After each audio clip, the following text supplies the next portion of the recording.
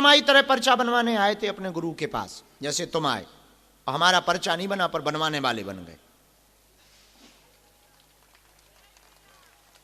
हम भी तुम्हारी ही तरह आए थे, तुम्हारी ही तरह भटके आए, तुम्हारी ही तरह मुसीबत के आए, और तुम्हारी तो बहुत अच्छी कामना है।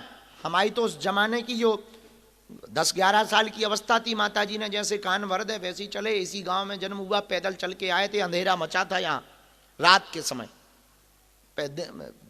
पैदल चल के आए, पगडंडी थी, अंधेरा था।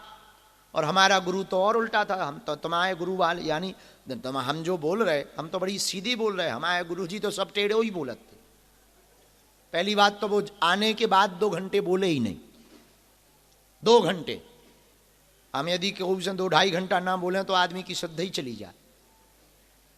हाँ, गुरु जी तो घमंडी, हमारे वाले तो इतने खतरनाक। दादाजी की बात बता रहे जिनने हमें ये शक्ति भक्ति दी, तो 2 घंटा तो कुछ बोले ही नहीं भाई साहब। वो बैठे, हम बैठे, हम उन्हें देख रहे, भाई हमारी तरफ ही नहीं देख रहे। लो ये नई खबर सुन, देख ही नहीं रहे। 2 घंटा बाद जब हमने कहा, बुंदेलखंडी में दादाजी को बब्बा कहते हैं, तो हमने कहा बब्बा बब्बा, एक बार ऐसे देखा और फिर नहीं देखा, बताओ। फिर हमने जब रोए, हम बच्चा तो थे ही, दीपावली नजदीक थी, हमने कहा महाराज बब्बा आपने अब संन्यास ले लिया, संन्यास लेने के पूर्व में तो हम तुम्हारा ही खून है, तुम्हारे बेटा के सगे बेटा है। 3 दिन से खाना नहीं बनो, कछु घर पे है नहीं, हालत खराब है, कछु दे दो। अब देखना हमारे वाले जो गुरुजी बोले सो का बोले, तुम्हें तो हम कह ही दे कि चिंता ना करो बालाजी। हमारे वाले पता है क्या बोले, रात को आना, जाओ।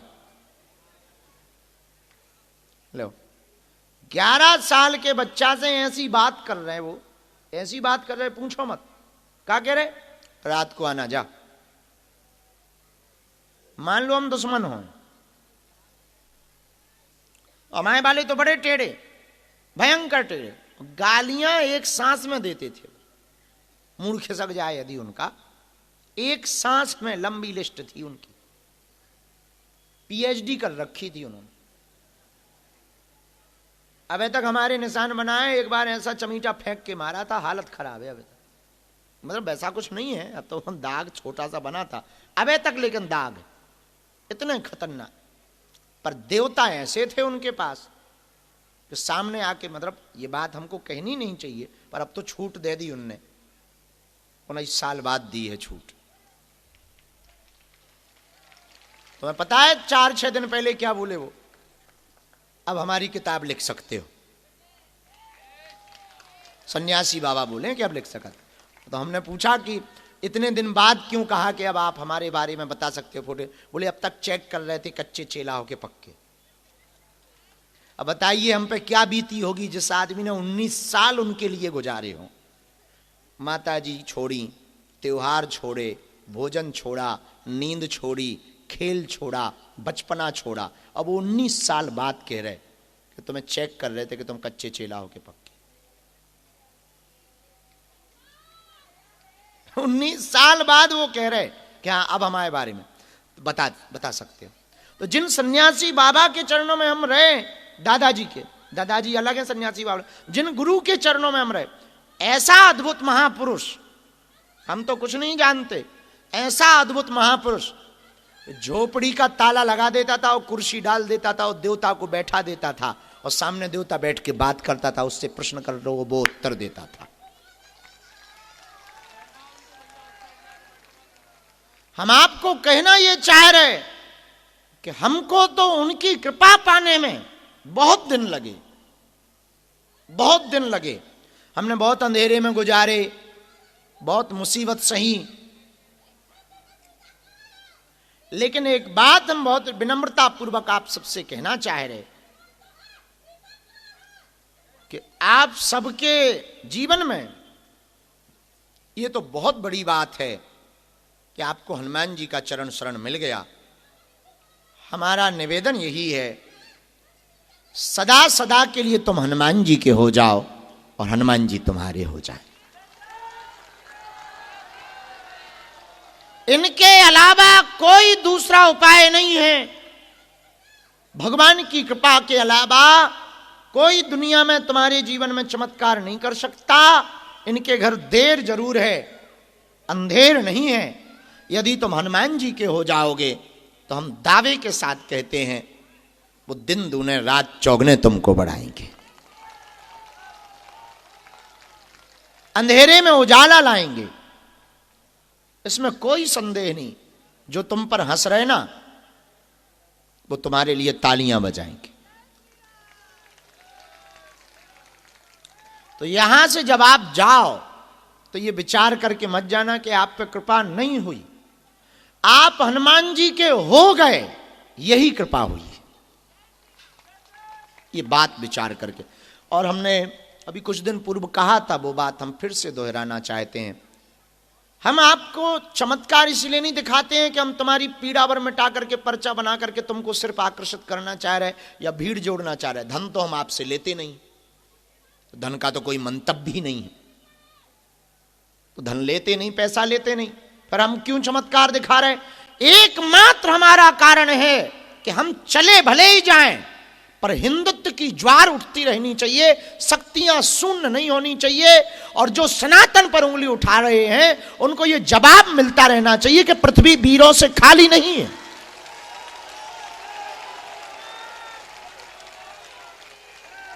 एकमात्र हमारा।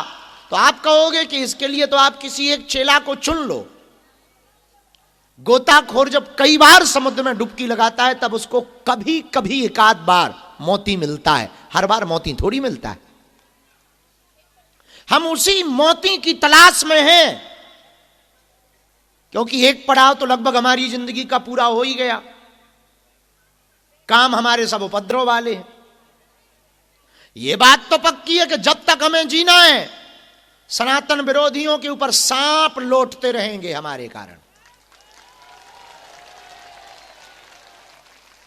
अभी हमने 25 तारीख को एक बयान दिया, बड़ी खलबलाहट मची। हमने कुछ गलत थोड़ी कहा, सीधी सीधी बात कही थी कि बाबर की छाती पर हमने भगवा ध्वज लहराया है।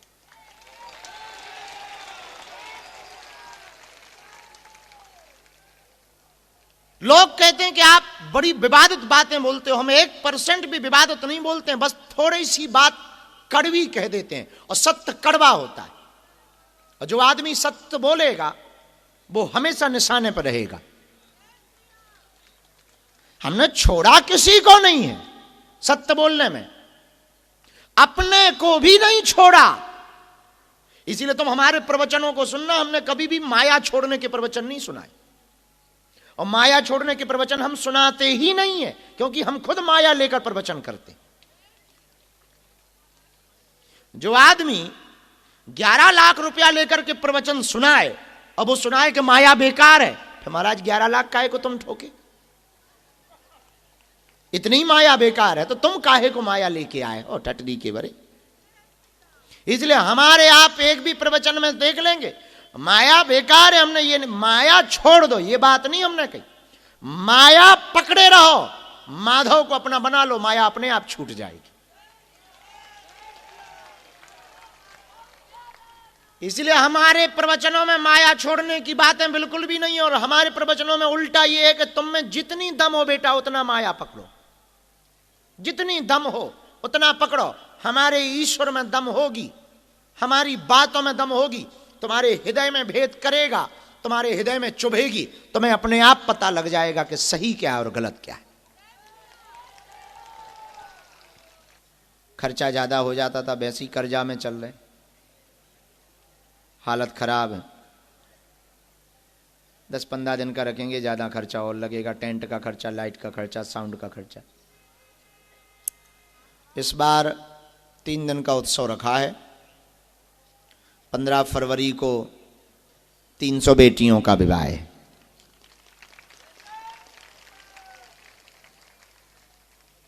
और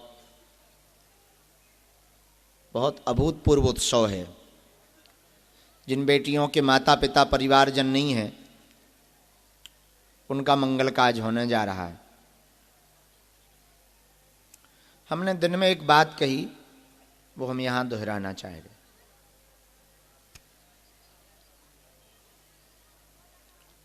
आप यदि जगत को संभालोगे तो केवल माया आपकी हो पाएगी, पर यदि आप जगदीश को अपना बना लोगे तो माया और मायापति दोनों आपके हो जाएंगे। है बात समझ आई?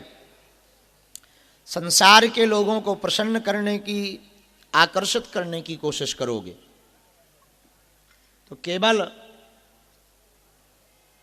माया की वस्तुएं आपकी हो पाएंगी, पर यदि बालाजी को अपनी तरफ आकर्षित करने की कोशिश करोगे तो संसार की जितनी वस्तुएं हैं उन पर आपका अधिकार हो जाए।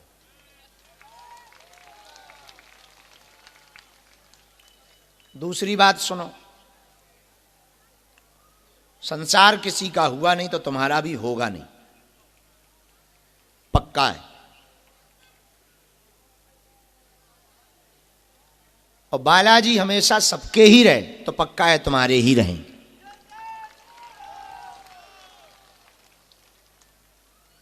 एक बात बोलें, मित्र किस किस के हैं यहां? हाथ उठाओ। जिनका कोई भी मित्र हो, कहीं भी रहता हो, हाथ उठाओ। बाकी लोग बिना मित्र के हैं क्या? उठाओ हाथ, शर्माओ मत। जिनके जिनके मित्र हैं हाथ उठाओ।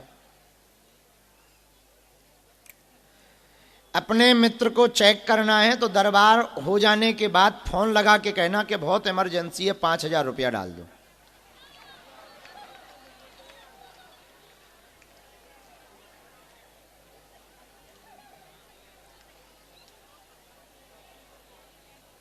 साथ में यह भी कह देना वरना दोस्ती टूट जाएगी।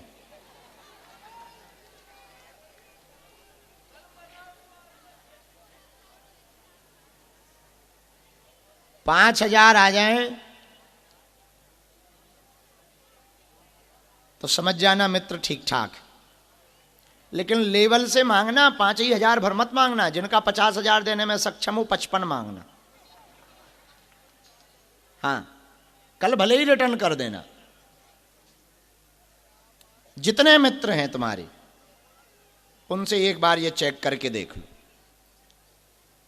कुछ लोगों के छोड़कर बाकी के मैसेज का जवाब नहीं देंगे, अब फोन कट जाएगी।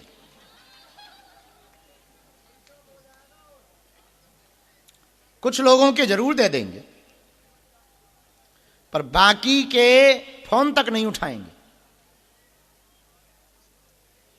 जिन मित्रों के लिए तुम अपना समय, पैसा, संपत्ति सब कुछ बर्बाद करते हो, उनकी जिंदा में ये हालत है तो तुम ये भरोसा मत करना कि मरने के बाद तुम्हारे बच्चों को वो देखेंगे।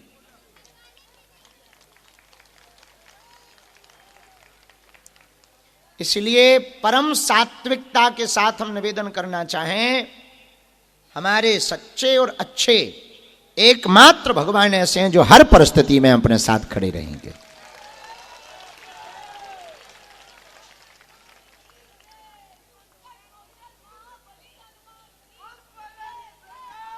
लेकिन मन की वृत्ति इतनी खराब है कि भूत पे भरोसा हो जाता है, भगवान पे नहीं होता है।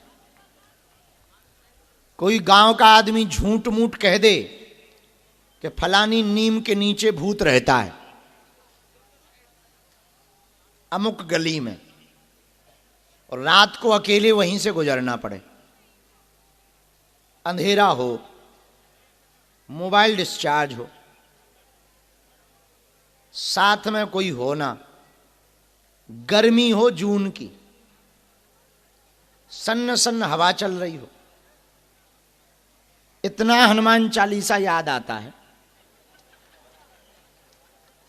जब ये वाली चौपाई आती ना, भूत वाली, भूत पिशाच निकट नहीं आ रहा, टोन ही बदल जाती और धोखे से कपड़ा किसी जरिया में उलझ जाए।